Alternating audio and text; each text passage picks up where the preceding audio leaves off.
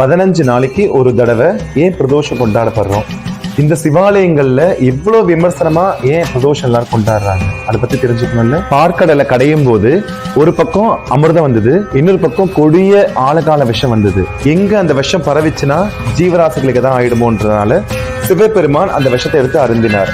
எங்க அந்த விஷம் எல்லாம் தன் கணவரான சிவபெருமான் உடம்பு ஃபுல்லா பரவிட போகுதுன்ற காரணத்தால பார்வதி தேவி குடித்த அடுத்த கணமே இந்த தொண்டையை அழித்துட்டாங்க. இந்த விஷம் சிவபெருமானோட தலையில ஏறினால பித்து பிடிச்சி நந்தி பெருமானோட தலையில ருத்ர தாண்டவம் ஆடினார். இதனால கோடான கோடி தேவர்கள் நந்தி பெருமான் முன் நின்று சிவபெருமானோட பித்தம் தனியணுன்றதுக்காக சாந்தி பூஜை பண்ணாங்க. இதனாலதான் பிரதோஷ காலங்கள்ல நாம நந்தி பெருமான வழிபடுறோம்.